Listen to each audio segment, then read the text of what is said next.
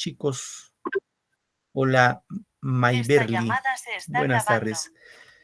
Bien, queridos chicos, a ver, un poco recordamos qué tema desarrollamos la clase pasada. ¿Alguien recuerda de qué hablamos el domingo? Sobre el romanticismo. Muy bien, Anita, hablamos del romanticismo, ¿sí? Y cuando hablamos del romanticismo, ¿de qué escritor peruano hablábamos?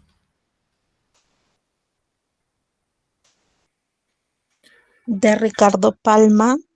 Muy bien, hablamos de Ricardo Palma, más conocido como el bibliotecario mendigo, ¿cierto?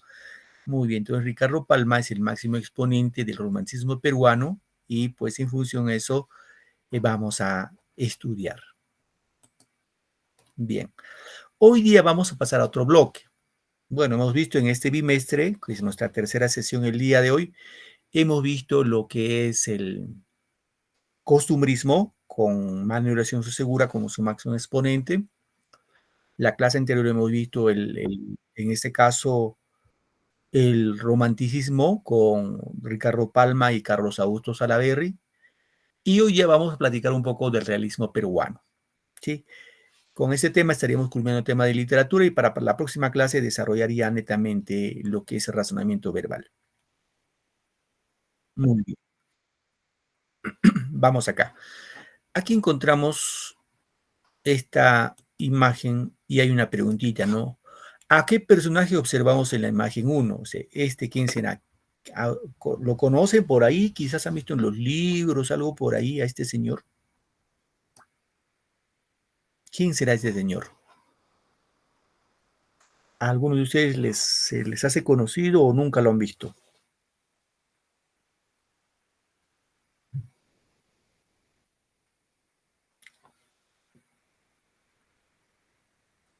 No lo han visto, dice. Ya.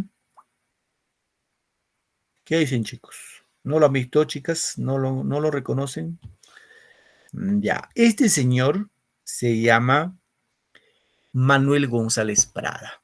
¿Ya? Manuel González Prada.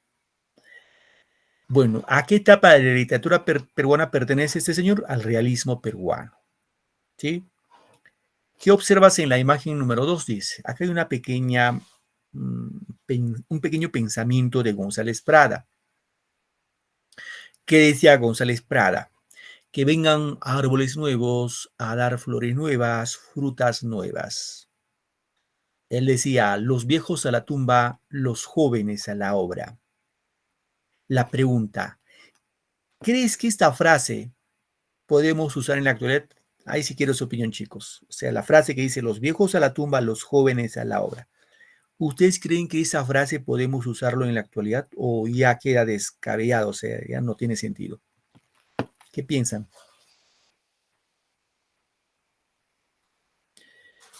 A ver, Gloria, te escuchamos, hija. Buenas tardes, profesor. Disculpen, de repente estoy con la voz un poquito ronca, estoy delicada. En este momento estoy en cama, pero aún así no quería perderme esta clase. Ok, muy bien, Gloria. Bueno, creo que sería en forma positiva y negativa según lo que yo lo puedo analizar, ¿no? Porque es bien cierto que los adultos llevamos experiencia y los jóvenes, pues por lo mismo que son jóvenes, ellos tienen energía más que ya una persona adulta, más o menos así lo analizo. Pero para mi parecer, en ambos casos tiene todavía el valor que se debe dar para ciertas ocasiones, para ciertos momentos, en ciertas circunstancias, ¿no? Muy bien, Glorita. Gracias, hija. Espero que te recuperes. Me parece que la antipática que está dando por ahí también. Cuídate siempre. A ver, Edwin levantó la manito. ¿Alguna opinión, Edwin, al respecto?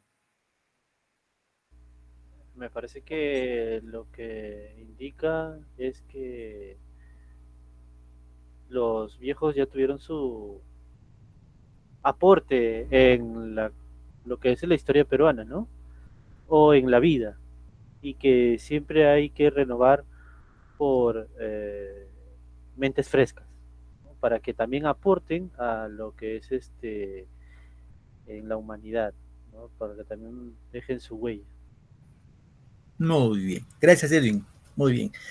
Esta frase lo vamos a analizar al final de la clase, o casi al final de la clase. Vamos a ver de qué se trata, ¿ya? Bien, chicos, vamos acá. Cuando hablamos de realismo, recuerden que el realismo es un movimiento literario que se va a oponer al romanticismo. Repito, el realismo se opone al romanticismo. ¿Y por qué se opone? Básicamente porque el romanticismo más estuvo ceñido a la pasión, a la imaginación, a los sentimientos, y quedó en segundo plano la parte del raciocinio, del conocimiento.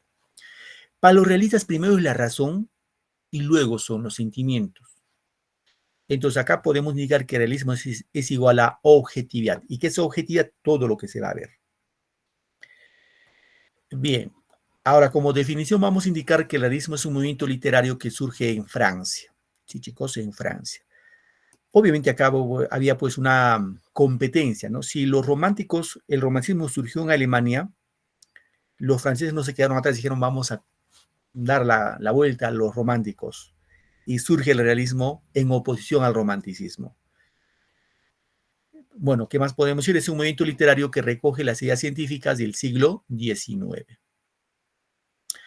¿Qué es lo que, bueno, cuando dice ideas científicas, recordemos que en Francia para esa época, pues va a surgir varios aspectos científicos, filosóficos muy importantes, como por ejemplo surge el positivismo en Francia, que es un movimiento filosófico. ¿Qué decían los positivistas? Los positivistas negaban todo conocimiento a priori. Cuando decimos conocimiento a priori, todo conocimiento anticipado. O sea, una hipótesis, como una hipótesis. Es decir, por ejemplo, a ver, un ejemplo, ¿ya? Bueno, seguramente ustedes han escuchado por las redes sociales que supuestamente el año 2032 va a venir un cometa, no, un asteroide, no cometa, un asteroide que posiblemente va a impactar a la Tierra. Bueno, la NASA ya lo confirmó. Y se ha provisto que posiblemente puede caer en la parte de América entre Colombia, Venezuela, Ecuador. Entonces, decir, por ejemplo, que ese asteroide en el 2032 va a caer en Colombia es un conocimiento a priori. ¿Por qué? Porque nos estamos anticipando. Quizás no cae en Colombia, cae en el Océano Pacífico. Entonces, los positivistas niegan ese tipo de conocimiento. ¿Y qué conocimiento van a apostar? El conocimiento posteriori, un conocimiento ya demostrado, comprobado. ¿Sí? No nos olvidemos entonces del positivismo como movimiento filosófico que va a apoyar bastante al realismo. Otro aspecto que en este caso también apoya bastante al realismo es el tema pues, de un gran científico francés, Charles Darwin. Él tiene un libro que está vinculado con el proceso de hominización. Él indica pues claramente de que nosotros los seres humanos provenimos del mono, ¿no? Del mono, o sea, del cuadrúpedo.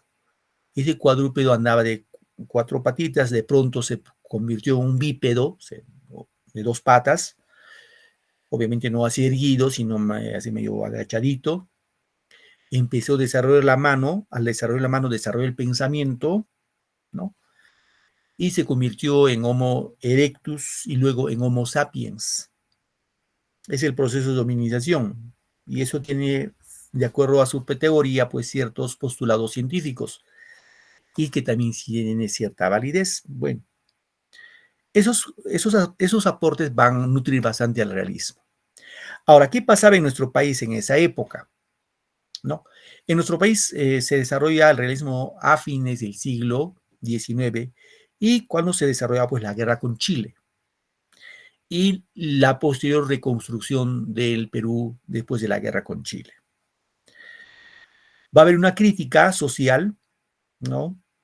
Va a haber de los escritores, sobre todo de Manuel González Prada, que va a criticar a los políticos por qué no defendieron nuestra integridad nacional, más al contrario, pues nos llevaron al declive, al fracaso y perder la guerra del Pacífico. al mismo tiempo va a haber una defensa del hombre indígena, del hombre del campo, del campesino y del obrero. ¿Y por qué hay una defensa? Porque en la guerra con Chile, queridos chicos, los indígenas, los campesinos, los obreros fueron quienes defendieron nuestra soberanía nacional. Los aristócratas, los limeños, los, criollos, nunca defendieron el Perú. Se acobardaron. Es más, cuando la última batalla se desarrolló en Lima, la batalla de Miraflores, quienes fueron a defender a Lima fueron los provincianos. Los limeños se acobardaron, de verdad se acobardaron y no defendieron ni su propia casa. Hay una corrupción moral, esta corrupción no es de ahora, la corrupción viene pues desde, lamentablemente, de la guerra de los españoles. González Prada decía, en el Perú donde se pone el dedo sale pus, todo se pudre. ¿Qué más? El realismo peruano expresa los temas concretos en la realidad cotidiana. En este caso hay un nacionalismo peruano, muy contundente, ¿no? Bien. Vamos a ver ahora las características del realismo peruano. Va a existir una oposición al romanticismo, ¿no? Se opone al romanticismo y va a rechazar al tono intimista. Los románticos serán pues sentimentales, ahí están los poetas, hablan del amor, etcétera, ¿no? ¿Qué más? Va a haber un rechazo a lo pasado y a los temas exóticos. Y va a ser referencia sustancialmente a temas de orden social, a lo que pasa en la sociedad de aquel entonces. ¿Qué más? Se escribe sobre situaciones contemporáneas, ¿no? Lo que van sucediendo en esos momentos, lo que se suscitaba en nuestro país. Y va a haber una preocupación por la renovación del país. Su propósito básicamente fue moral y social, ¿no? Se trató de moralizar a la sociedad un poco caduca, ¿no? Y dice, de acuerdo a la postura, las obras deben transmitir ideas. Y va a surgir en nuestro país un nacionalismo agresivo. Bien, vamos ahora con los representantes.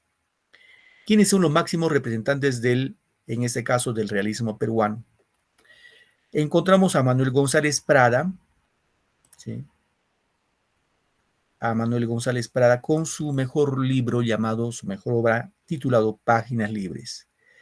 Tenemos a Clorinda Mato de Turner con su mejor obra Ave sin nido. Aparte de ella tenemos a Mercedes Cabello de Carbonera, Abelardo Gamarra, María Nieves y Bustamante, Manuel Moncloa Cubarrubias y Amalia Puga de Lozada, ¿no? Pero de esos escritores, queridos estudiantes, hay que manejar esos dos. A Manuel González Prada y a Clorinda Mato de Turner. Bien, un poco vamos a platicar de González Prada. A González Prada, pues considerado seguramente como el hombre más culto que tuvo el Perú en el siglo XIX, lo llamaban con el seudónimo de El Apóstol de la Muerte. Otros lo decían el Sibarita. ¿Por qué? Porque un tipo que despertó mucho odio porque les dijo sus verdades, sobre todo a la clase, a los militares, a los aristócratas limeños, les dijo sus verdades y fue muy odiado por sus enemigos. A González Prada se le considera el padre del nuevo pensamiento social peruano, es decir, precursor en este caso, del socialismo peruano.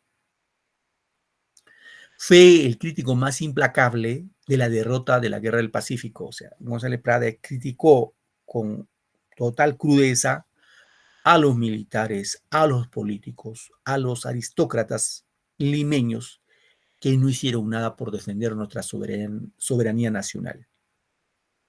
Ahora, no solamente escribió, pues, ensayos, sino también escribió poesías.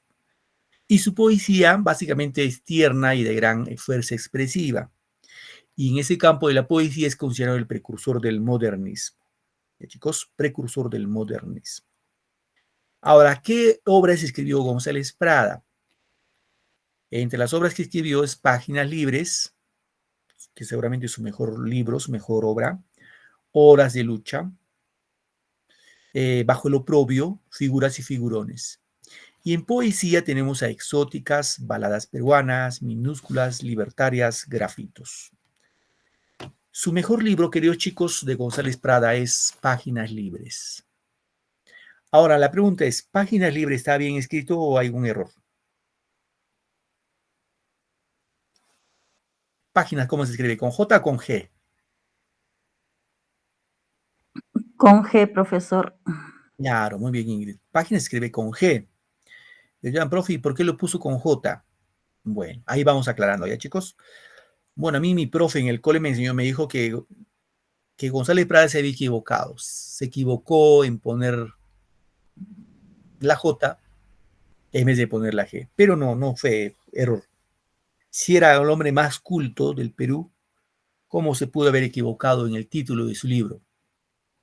Él lo hizo a propósito. ¿Y por qué, profe, lo hizo a propósito? Porque él decía, González Prada decía de que nosotros los peruanos, los hispanoamericanos, no debemos obedecer las normas que vienen de España, donde está la RAE, la Real Academia de la Lengua Española. La RAE, como saben ustedes, es la entidad que nos va normando cómo debemos escribir, todo lo demás. Entonces él decía, no tenemos por qué obedecer lo que dice España. Hagamos nosotros los hispanoamericanos nuestra propia norma, ¿no? Y por eso quiso romper. Y lo puso pues la J en reemplazo de la G, ¿no? De los sonidos fuertes. Bien. En Páginas Libres, queridos chicos, González Prada sustancialmente hace un análisis de la guerra con Chile. ¿Por qué el Perú perdió la guerra con Chile? Aquí en Páginas Libres son conferencias, son discursos en la que González Prada lo va a realizar en Lima, en varios escenarios como el Teatro Politeama, en el Teatro Olimpo y el Teatro Ateneo y otros lugares más donde va a poder de alguna manera esbozar su pensamiento a través de su ensayo. A ver, alguien, un voluntario que me ayude, por favor, con esta lectura de este ensayo. ¿Quién me ayuda? A ver, vamos, chicas, chicos. Un voluntario.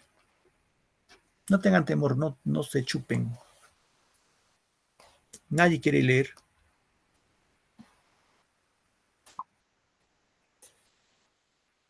Vamos, chicos. A Yo, ver. profesor. A ver, voy con Mayberly. Vamos, hija, te escucho.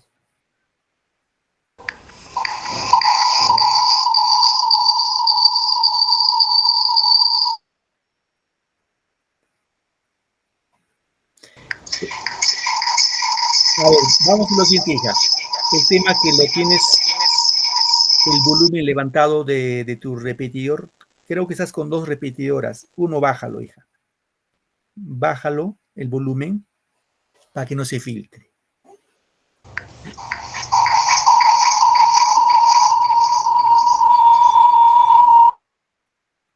No. Está con tu celular, ¿no? En tu celular ponlo en la parte, la parte superior hay dice desactivar el sonido. Tenías que desactivarlo para que no se filtre, si no, no vamos a poder escucharte. A ver, hija, intenta ahora. No se puede. Algo pasó por ahí.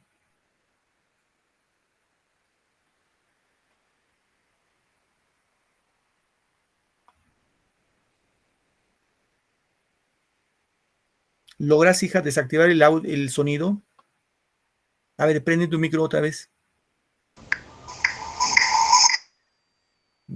Síguelo. A ver, mientras lo desactivas, hija, vamos a ver. ¿Quién más me levantó la mano? Me levantó la mano esta niña. A ver, ¿quién fue? Vargas Díaz, ¿no? Vargas, a ver. Hola, profe, buenas tardes con todos. Disculpa, te está cambiando de sexo. Vargas Díaz, ¿tu nombre cuál es? Disculpa. Matías Vargas, A ver, tu apellido es Vargas Díaz. ¿Tu nombre me dices? Matías. Matías. A ver, hijo, te escuchamos. Los que pisan el umbral de la vida y se juntan hoy para dar una lección a los que se acercan a las puertas del sepulcro. La fiesta que presenciamos tiene mucho de patriotismo, algo que, algo de ironía.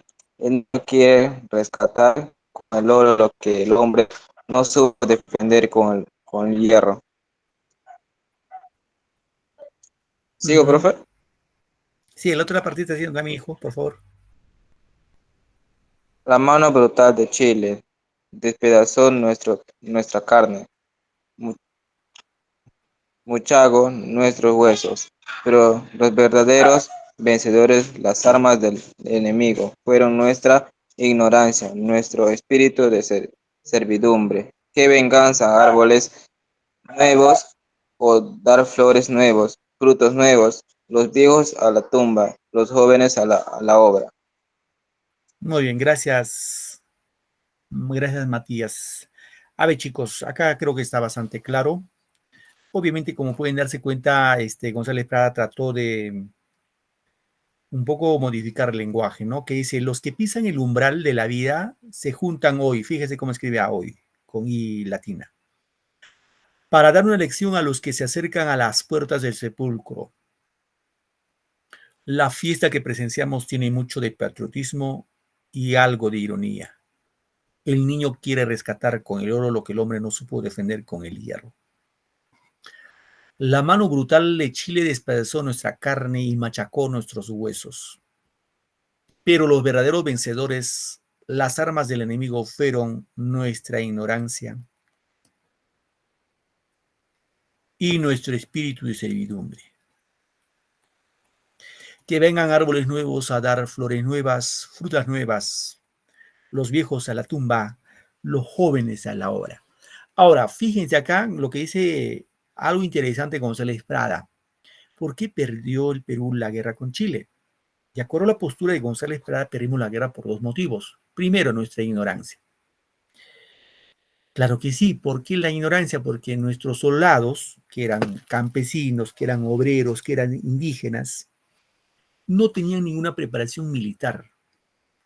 Simplemente se fueron a la guerra así por defender nuestra soberanía, por patriotismo, por amor a la patria, sin ningún tipo de preparación militar. Es más, sin armamentos.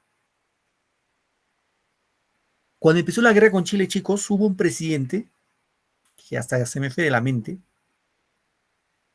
Fíjense lo que hizo este presidente. Se fue a Europa, dizque llevando maletines de oro y dinero para comprar armamentos. Y este presidente nunca más regresó. Se quedó en Europa con todo el dinero. Ese tipo de gobernantes hemos tenido en nuestra historia republicana, lamentablemente. Entonces, nuestro ejército peruano pues no tenía ni armamentos, no tenía ni preparación militar, simplemente iban pues con lo que tenían, no lo sé qué llevaban, no lo sé si llevaban huaraca, escopeta, no lo sé, pero simplemente fuimos carne de cañón en este caso bajo el fuego chileno, ¿no? Y el otro dice que por lo cual perdimos la guerra con Chile fue nuestro espíritu de servidumbre. Si ustedes se dan cuenta, chicos, un poco analizamos acá, reflexionamos.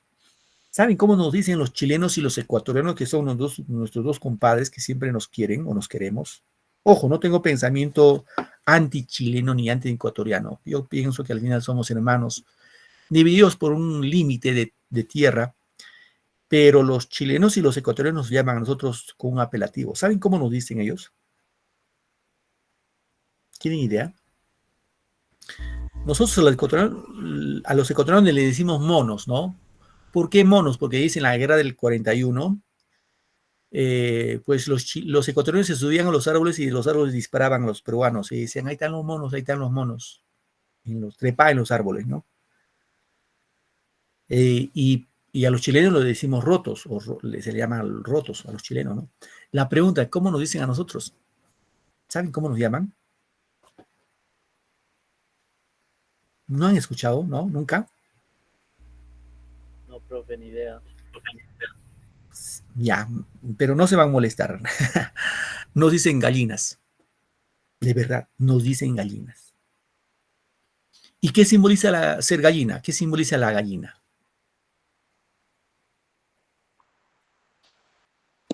Ser Bien, cobarde, denos gloria. profesor. Claro. La gallina simboliza la cobardía, pues. No, no es que sea hincha de la U, sino simboliza la cobardía. Tú ves una gallina, le quieres agarrar, la gallina se va cacareando, se corre cacareando. La gallina simboliza la cobardía. Eran profe, y los peruanos somos cobardes. Más que los peruanos, los limeños fueron cobardes, porque no supieron defender ni su tierra, ¿no? Y por ahí González Prada se los chancaba a los limeños, y los limeños pues reaccionaron. Bueno, ahí sí reaccionaban, pero los chilenos no reaccionaron nada. Y obviamente los peruanos teníamos un tema de que, pues, los peruanos éramos muy, muy generosos, ¿no? Por ejemplo, Grau, cuando hundió a los chilenos, los salvó, ¿sí? Los salvó, que estaban naufragando. Pero los chilenos hicieron lo contrario con los peruanos. Los peruanos se naufragaban y los chilenos los fusilaban. Bueno, de acuerdo a la historia, se dice que cuando la última batalla se desarrolló en este caso en Miraflores, Lima, pues perdimos en esa batalla y los chilenos pues entraron a sus anchas a Lima, ¿no? Pues obviamente ahí robaron, saquearon, violaron, hicieron todo lo que quisieron. Y se dice que por esa época pasaba un general francés, pasaba por Lima y vio esas atrocidades. Y este general se fue a entrevistar con el general chileno y le dijo lo siguiente, el francés lo dijo: te doy un plazo de 24 a 48 horas para que te vayas de Lima, te vuelvas a tu pueblo, a tu tierra, porque si tú no lo haces, yo te traigo el ejército francés y te hago la guerra. Y el chileno obediente pues se fue con toda su tropa a Chile, porque hacían de la suya, estos chilenos hacían de la suya. Bueno, eso como referencia, chicos. Seguimos. A ver, para completar esa idea vamos a escuchar un pequeño audio, ¿no? de González Prada, de esta obra titulado pues Páginas Libres. Un momentito, chicos, voy a presentar ya. A ver, un momentito.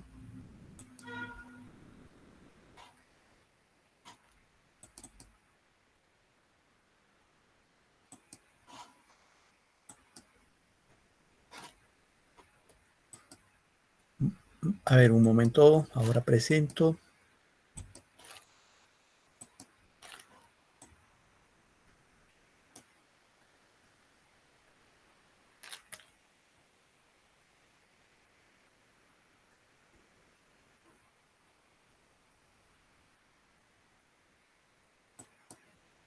Discurso en el Politeama. Manuel González Prada. Señores, los que pisan el umbral de la vida se juntan hoy para dar una lección a los que se acercan a las puertas del sepulcro. La fiesta que presenciamos tiene mucho de patriotismo y algo de ironía. El niño quiere rescatar con el oro lo que el hombre no supo defender con el hierro. Los viejos deben temblar ante los niños, porque la generación que se levanta es siempre acusadora y juez de la generación que desciende. De aquí, de estos grupos alegres y bulliciosos, saldrá el pensador austero y taciturno.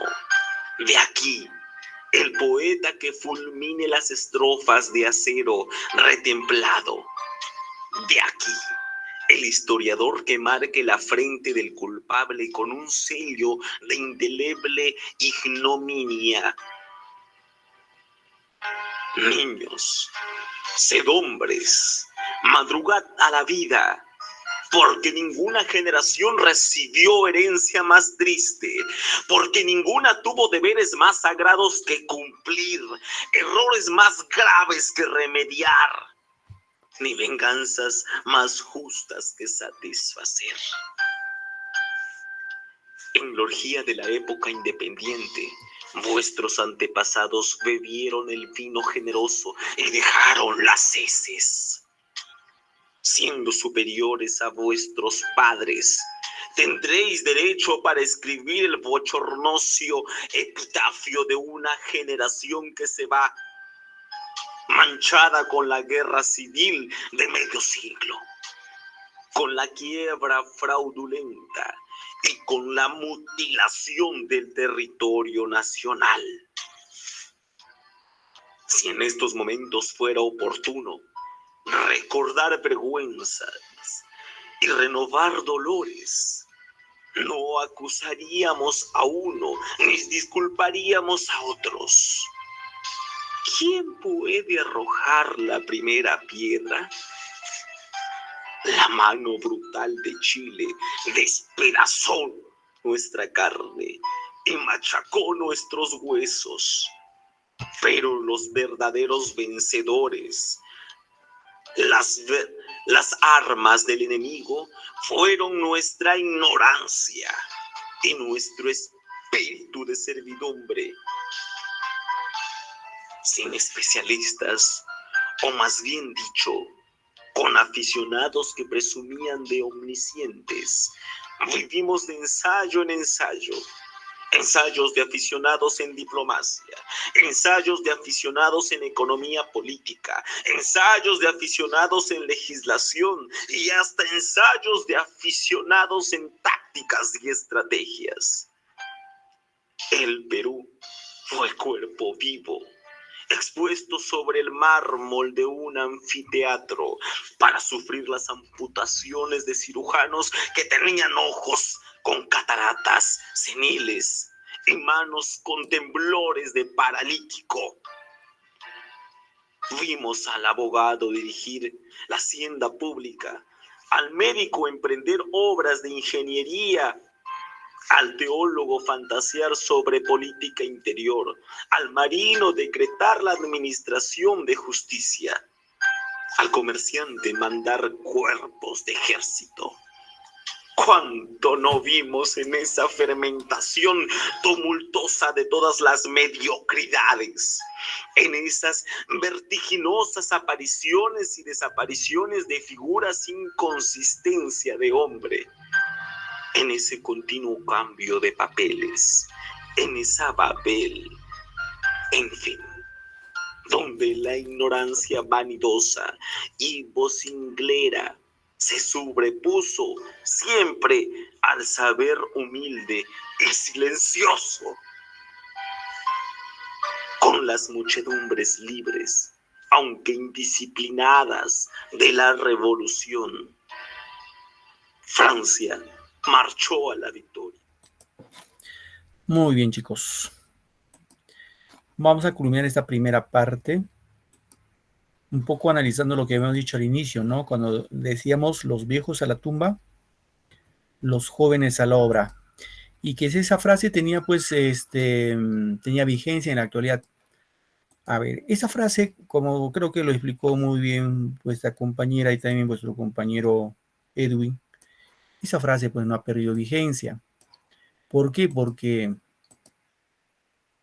aunque nos duela creer, queridos estudiantes, cuando dice los viejos a la tumba, los jóvenes a la obra, González Prada no dijo que los viejos se vayan al cementerio, sino que los viejos se pongan a un costado y den pase a los jóvenes que tienen nuevas ideas, van con ímpetu.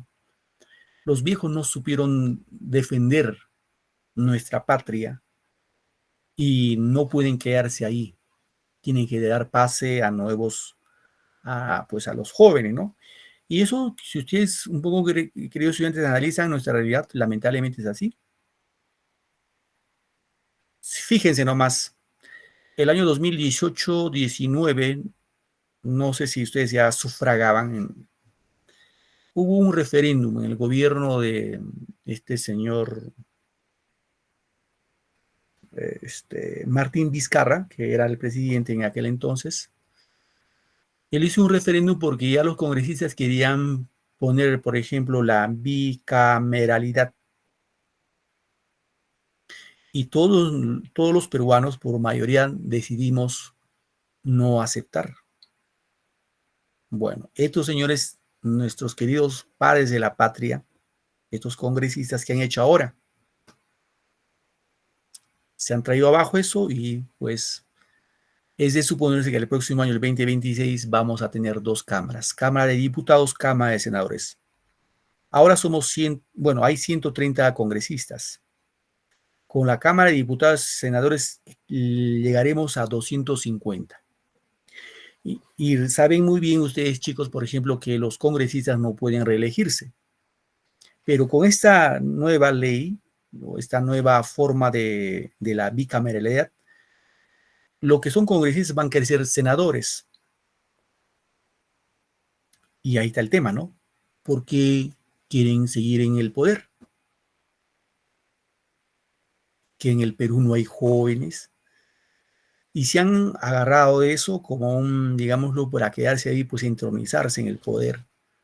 Un momento van a ser diputados, otro momento van a ser senadores. Ahí van a estar jugando, subiendo y bajando, pero no van a querer dejar la mamadera. Porque estos 130 congresistas que tenemos en el lugar, porque si fueran así, pues ya han cumplido sus 5 años de legislar nuestro país. Digan, pues ya hemos aportado, nos retiramos, que vayan nuevas personas, nuevos jóvenes. ¿Por qué? Es que en nuestro país, queridos chicos, hay cosas que desean o se dejan mucho que desear. Y pues la única manera, pues, es entender en este punto es por nuestros votos, ¿no? Tenemos que defender por nuestros votos. Ojo, no hago apología política, simplemente vemos nuestra realidad. Yo no digo voten por tal o por cual, tal es mejor, tal es peor, no. Simplemente lo que dijo González Prada, que los viejos deben irse a la tumba, los jóvenes a la hora. Los jóvenes, ustedes que son jóvenes, deben asumir los retos de nuestra nación. Ya los viejos, qué cosa, ya no han demostrado nada, pues. ¿Qué cosa más que van a querer o qué quieren más estando ahí si no han hecho nada durante estos 5 años, por ejemplo? Muy bien, continuamos. Otra escritora bastante conocida en esta etapa es doña Clorinda Mato de Turner. Como referencia, ella nace en Cusco, ¿no? Se casó con un norteamericano y lamentablemente falleció su esposo y quedó viuda, ¿no? Y pues ya saben, entró en un periodo de dificultades económicas y se fue a Arequipa, donde se dedicó pues al periodismo. Esta señora González Prada, Clorinda Mato de Turner, escribió algunos libros muy interesantes, como uno de ellos, Herencia, Índole, Tradiciones Cusqueñas, y su novela más importante es esta de acá, Ave sin nido. Es la novela más importante. Bien, un poquito vamos a hablar de Ave sin nido, ¿ya? ¿De qué trata esta obra? Esta obra sustancialmente trata, para darnos de cuenta, ¿ya? Aquí vamos a encontrar a dos jóvenes. Por un lado a Margarita, una chica, y Manuel. El escenario de esta historia es el pueblo de Quillac. Quillac. En este pueblo va a haber el abuso de las autoridades, como el gobernador, ¿no? El párroco del pueblo y obviamente los gamonales van a estar ahí también metidos, ¿no? ¿Y qué es lo que pasa? En este caso vamos a encontrar la historia de este señor de nombre Juan Yupanqui. Juan Yupanqui tenía su esposa Marcelina. Ambos eran indígenas, eran indios en ese pueblo de Quillac. Y en ese pueblo anteriormente había un sacerdote, un párroco de nombre Pedro Miranda Claro. Este curita era un cura pues muy lascivo. Este cura había tenido una relación sentimental con su mamá de Manuel. Manuel, su mamá, era una señora gamonal, era terrateniente. Y fruto de ese amor entre el cura, Pedro Miranda Claro, y esta señora gamonal, nació Manuel. Y Manuel se fue a estudiar a Lima, a estudiar Derecho, para ser abogado. Bueno, ¿qué es lo que pasó? Este indio Juan Yupanqui con su esposa Marcela, que defendían a los esposos Lucía y Fernando Marín, los esposos Marín, en una reyerta lo van a matar a Juan Yupanqui. Y que va a quedar muy gravemente herida la señora Marcela. Y tiempo después va a fallecer. Pero antes de fallecer le va a confesar a doña Lucía, le va a confesar, y es más, aparte de confesar, le va a encargar a su hija Margarita, porque todavía era niña, le va a encargar y le va a decir, me lo cuidas a mi hija Margarita. Además, quiero confesarte algo. Margarita, el verdadero padre de Margarita no es Juan Yupanqui, sino es este señor Pedro Miranda Claro, el cura. Había aprovechado en este caso, en, digámoslo así, en un confesionario, o sea, cuando la mamá de Margarita, o sea, la señora Marcela, cuando fue a confesarse, este cura aprovechó y abusó de ella. Y fruto de ese abuso quedó embarazada. Se embarazó. Bueno, Margarita y Manuel entonces eran hijos de un mismo papá. ¿Quién era el papá? Un cura de nombre Pedro Miranda Claro. Ahora, cuando Manuel regresa de Lima a Quillac, encuentra pues a Margarita hecha una señorita. Y surge el amor entre los dos, entre Margarita y Manuel. Se enamoran y anuncian casarse. Y un día antes de su boda, Lucía y Fernando Marín lo hacen llamar a los dos jóvenes y les tienen que confesar la verdad. Le dicen que no pueden casarse porque ambos son hermanos, hijos de un mismo padre. Por eso viene el título de la obra Ave sin nido. Sí, chicos, Margarita y Manuel no pudieron hacer sus nidos de amor y simplemente quedaron ahí. Esta partecita lo vamos a ver a manera de un video, un poquito para que puedan entender, pero ya más o menos con la temática que ya están conociendo ustedes, ¿no? A ver, un momentito, por favor. A ver.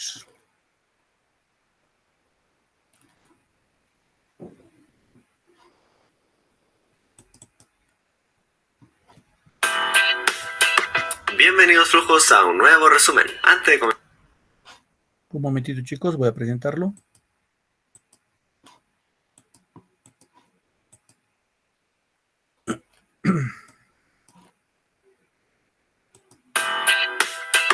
Bienvenidos flujos a un nuevo resumen. Antes de comenzar quería decirte que este es un resumen mucho más entretenido que cualquier otro resumen que veas en internet. Así que hoy analizaremos Aves sin nido. Y comenzando con algunos aspectos generales de la obra, es del género narrativo y una novela. Su autora es Clorinda Matos de Turner y el ambiente en el que se desarrolla la obra es Quillac. Y ahora vamos de lleno con el resumen, ya que don Fernando Marín, que era minero, y su esposa Lucía se identifican plenamente con el sufrimiento de los indios de Quillac. Cooperan con el dinero al indio Juan Yupanqui para protegerlo de los cobros injustos a que lo sometían el cura Pascual, el gobernador Sebastián Pancorbo y los vecinos blancos. Las acciones que cometen los abusivos explotadores de Quillac son extremadamente inhumanas, como por ejemplo el rapto de la pequeña hija de Juan Yupanqui, que el cobrador de impuestos hace con la complicidad de las autoridades para luego venderla en Arequipa. ¡Qué turbio! La ayuda que brinda don Fernando Marín salva a la hija de Juan Yupanqui. La solidaridad de la familia Marín con los indios humillados y maltratados simboliza la medición de un elemento externo y civilizador, ajeno a la estructura interna de la sociedad lugareña, que rompe con el equilibrio tradicional de la explotación del indio. Los explotadores se sienten amenazados de fuera por gente que no reconocen el equilibrio de la explotación y por ello deciden suprimir la amenaza de manera violenta, recurso tradicionalmente efectivo para controlar la rebelión del indio. Organizan una asonada popular contra los forasteros para asesinarlos. Los esposos Marín escapan a tiempo del atentado gracias a otra intervención provincial. En cierto modo, otra vez ajena al lugar, se trata de Manuel, un joven estudiante de jurisprudencia que con el exilio de su madre Petronila se hace presente en la casa de los Marín para salvarlos. Manuel es el hijastro del gobernador y este hecho crea disensión en el campo enemigo del indio. Un elemento ideológico interesante es la salvación del indio en la novela indigenista, que tiene como punto de partida el cambio de la conciencia en algunas personas del grupo explotador, gracias a la intervención de un factor civilizador. De esta manera de plantear el problema comienza con Aves sin nido, como dice en el título. Antes de morir, Marcela Yupanqui confiesa un secreto a Lucía Marín, que será revelado al final de la novela y al final de este resumen, después de haber servido como ingrediente para crear un desenlace melodramático. Las niñas Yupanqui que se habían quedado huérfanas son adoptadas por los Marín. Margarita Yupanqui, en manos de la novelista, es apenas un recurso para insertar en la novela la trama romántica. Sin ella, el paso de la narración descansaría sobre la denuncia indigenista. Manuel se enamora subidamente de Margarita como complemento de su figura como héroe salvador de los Marín. Las preocupaciones de Clorinda Mato exige el castigo de los personajes culpables, así la intención moralizante de la novela romántica se hace evidente. El cura, personaje licencioso y uno de los instigadores de la asonada contra Marín, rápidamente enferma y muere. Los otros complotados corren el peligro de ser enjuiciados por crimen. Parecería que los mecanismos de la justicia, que no está del todo ausente, se movía para castigar a los culpables, pero nuevamente son burlados por las autoridades, es decir, el gobernador Sebastián y el juez de paz, encargados de hacerlo funcionar. Los culpables de Quillac le echan la culpa de la asonada a otro indio, el campanero Champú, que no tiene nada que hacer en el asunto, pero por ser indio era la víctima natural e inevitable dentro del sistema de explotación. El indio Champú va a la cárcel, se apropian de su ganado, su mujer Martínez acude donde los Marín para pedir ayuda y se repite el patrón de la salvación providencial. Los Marín, cansados de vivir en medio de tan injusto y temeroso de otras represalias, resuelven marcharse de Lima. Ya que vamos por la mitad del resumen, dale a like si te está gustando, comenta qué te ha parecido, compártelo con todos tus amigos para que todos se lo aprendan y suscríbete porque quizás en el futuro también te pueda ayudar. Ahora sigamos con el video. Los Marín, antes de la partida, dan un banquete a las personas más importantes que eran los más culpables. Para con loable propósito cristiano, logra persuadirles de que cambien sus costumbres ancestrales en nombre de la moral. Las cosas terminan con la llegada de Quillac de una orden judicial de encarcelamiento para los culpables del crimen. Manuel, entenado del gobernador, gestiona y logra la libertad del indio Champú y también la de su padrastro. Así quedan libres tanto el culpable como el inocente. Los Marín se marchan y Manuel los sigue para pedirle la mano de Margarita. El final de la novela es cuando Manuel y Margarita descubren que son hermanos, hijos del obispo Pedro de Miranda y Claro, producto de una época en que los dignatarios de la iglesia no solo tenían los privilegios privilegios de la riqueza, sino también la prerrogativa de los señores feudales. Y ahora, haciendo un análisis a fondo, el tema principal es el amor moralmente imposible que nace entre Margarita y Manuel, y es el tema que servirá para presentarnos la lucha de indefensos campesinos contra la prepotencia extrema de gamonales aliados de malos sacerdotes y jueces venales. Algunos temas secundarios son el abuso, la explotación, la pobreza, el amor y la falsedad. El mensaje que quiere dar la obra en cada capítulo es conocer las distintas formas de corrupción, abuso, etc. Pero para darle un tono más armonioso a la novela, recurre a una historia de amor, una historia que lamentablemente culmina en una tragedia que para estos tiempos no sería llamada como tal. Bueno, igual se casaron entre hermanos, igual es bastante turbio eso. En pocas palabras, es una cruda denuncia en favor de la gente que era la base de la economía del país, con remuneraciones que hasta en esos tiempos daban lástima, y además sometidos a irracionales abusos sin importar su género. En conclusión, el maltrato al indio fue pésimo, ya que no conocía sus derechos, y en esta obra se pueden apreciar tanto personas buenas como malas. Vemos también el amor imposible, ya que estas dos personas terminan siendo hijos de un mismo padre. Y ese fue el resumen de hoy. Si te gustó, no olvides suscribirte. Muy bien. Vamos a culminar esta última parte de nuestra clase con este puntito. Y a ver un momentito.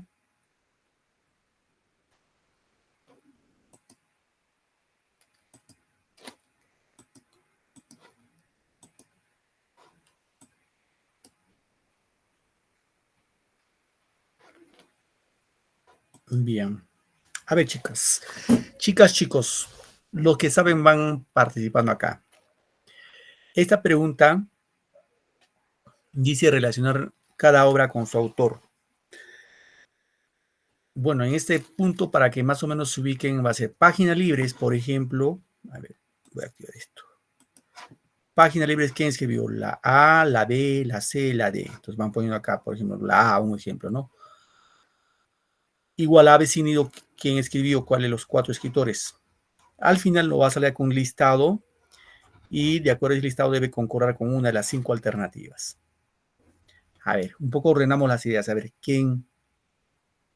Tengo a Anita que ya tiene su respuesta. A ver, vamos. ¿Quiénes más quieren participar?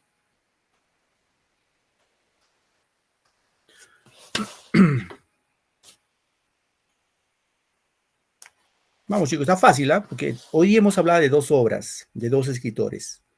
Entonces, sean atentos a las clases, de ahí sale todo. A ver, Anita, tu respuesta, vamos avanzando. Profesor, páginas libres es la B, Manuel González Prada. Ya, entonces acá pongo B. Luego, ¿ha vecino quién escribió?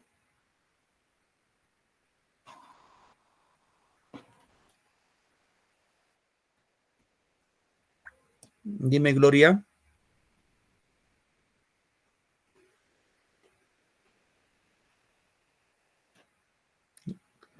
Gloria, te escucho, hija.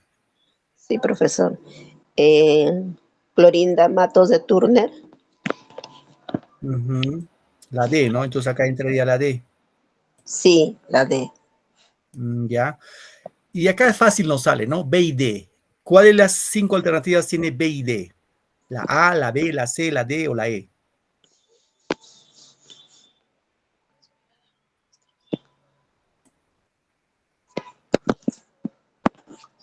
La respuesta de la alternativa.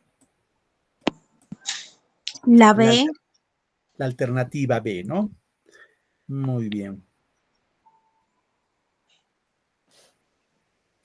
Correcto. A ver, vamos con la otra pregunta. Fácil también, ¿ah? Hemos hecho. Hecho histórico que antecede al realismo peruano. Combate 2 de mayo, independencia de Estados Unidos, prosperidad falaz, guerra con España, guerra con Chile. Levanten su manito. Levanten sus manitos. Si no, no voy a poder registrarles. Vamos, chicos, participen. Bueno, digan, pues, profe, yo participo y no. Está facilito esto. A ver, Edwin, te escuchamos, hijo. ¿La E, profe? Ya, Edwin dice la E. Akemi, tu respuesta. La E, profesor. Ya. Predesvites, Cruz, tu respuesta, predesvites. Buenas noches. La A. La A dice predesvites, ya. ¿Alguien más?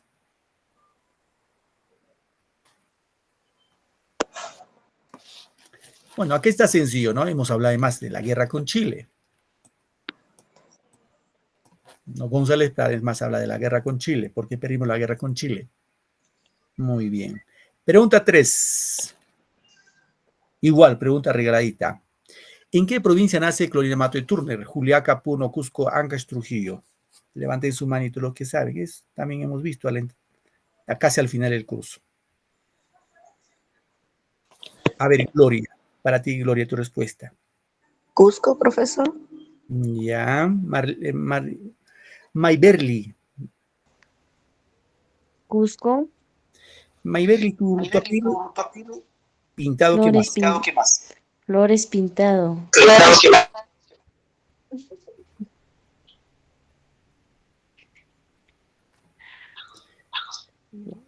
Gracias, hija. Ok, tu respuesta. La C. Muy bien, aquí la respuesta es la C, ¿no? Cusco, él es de Cusco, la señora.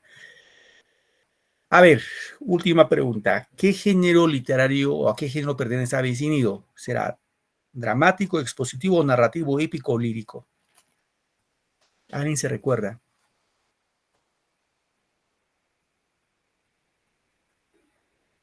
Gloria, tu respuesta, hija, a ver. Dramático, profesor. Ya. ¿Alguien más que quiera participar?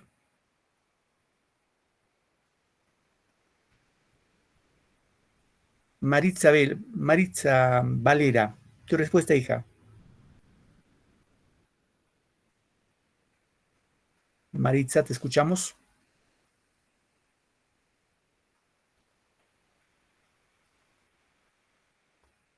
Bien. Mayberly, ¿para ti? Dramático, profe. Ya. La A, profe. Ya. A ver, chicos, vamos acá. Vicinido no es obra dramática. Obra dramática es cuando es teatro. Esta obra es una novela, hemos dicho. Es una novela. Y la novela pertenece al género narrativo. Ya, no se olviden. Todo lo que es novela, cuento, es género narrativo. Chicos? Muy bien, queridos estudiantes. Gracias por su tiempo y su paciencia. Ya nos encontramos la próxima clase en otra sesión más. Que tengan un bonito domingo, una bonita semana, que les vaya súper, súper. Y felicidades, queridos estudiantes. Nos vemos la próxima semana ya con temas de RV. Buenas noches. Cuídense mucho. Felicidades a todos. Chao, profesor. Sí, profe, Hasta buenas luego. noches. Nos vemos. Sí, sí. Cuídense.